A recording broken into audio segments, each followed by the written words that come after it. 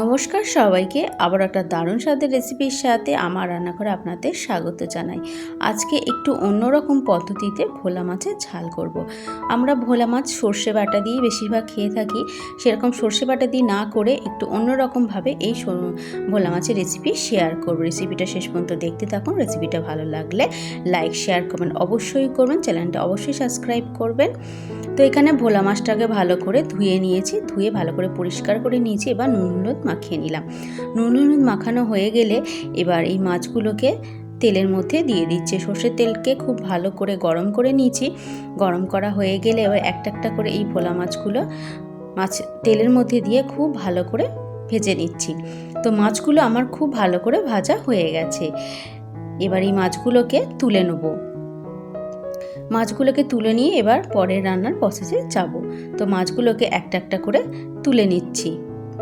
এবার একটা মশলা রেডি করব।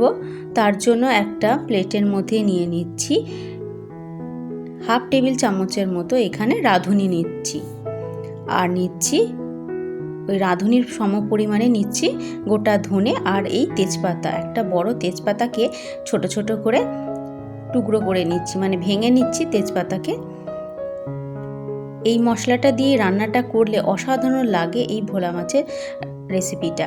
এই রান্নার মধ্যে আপনারা চাইলে আলুও দিতে পারেন, তো আমি এখানে আলুটা স্কিপ করেছি।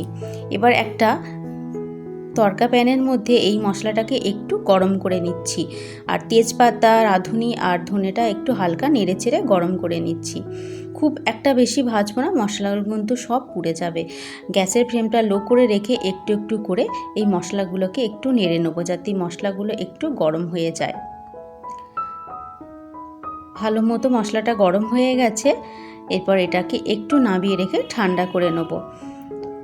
এবার এটাকে নামিয়ে নিচ্ছি, নিয়ে এবার ঠান্ডা করে নিচ্ছি। এবার এই মশলাটা আমি শিলনোড়ার মধ্যে গুঁড়ো করব। আপনারা চাইলে মিক্সির মধ্যেও গুঁড়ো করতে পারেন, কিন্তু শিলনোড়ার মধ্যে গুঁড়ো করলে স্বাদটা বেশি হয়। তো এটা শিলনোড়ার মধ্যে নিয়ে এটাকে একদম গুঁড়ো পাউডার করে নিচ্ছি। তো এটা একদম গুঁড়ো পাউডার করা হয়ে গেছে, দেখতে পাচ্ছেন এরকমভাবে মশলাটা গুঁড়ো করে নিয়েছি। এবার এই মশলাটাকে তুলে নিচ্ছি।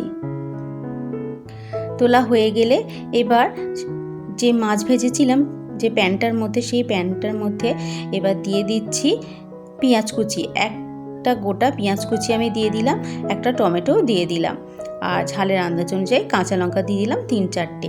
এবার এই পেঁয়াজ টমেটোটা খুব ভালো করে ভাজবো, যাতে পেঁয়াজ টমেটোটা একদম নরম হয়ে যায়। তো পেঁয়াজ টমেটোটা কিছুক্ষণ ভাজার পর একদম নরম হয়ে গেছে, দেখতেই পাচ্ছেন।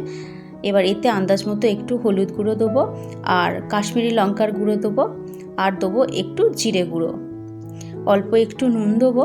নুন দিয়ে খুব ভালো করে মশলাগুলোকে কষিয়ে নেব যতক্ষণ না মশলা থেকে তেল ছাড়ছে। তো মশলাটাকে আরও ভালোভাবে এপুট উপুট দিয়ে কষিয়ে নিলাম। মশলাটা কিন্তু খুব ভালো করে কষানো হয়ে গেছে, তেল ছেড়ে দিয়েছে। এবার দিয়ে দেবো অল্প একটু জল, আন্দাজ অনুযায়ী একটু জল দিয়ে দিলাম।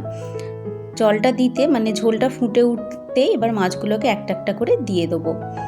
দেয়া হয়ে গেলে এবার যে মশলাটা ভেজে রেখেছিলাম, রাঁধুনি, গোটা ধনে আর তেজপাতা, সেটা এবার দিয়ে দিলাম। দিয়ে মাছগুলোকে এইভাবে উল্টে দিচ্ছি, যাতে ঝোলের মধ্যে খুব ভালো করে মাছগুলো রসটা ঢুকে যায়। এইভাবে উল্টে পাল্টে 5-7 মিনিট রেখে দিলাম, মানে ঝোলটা মোটামুটি আছে।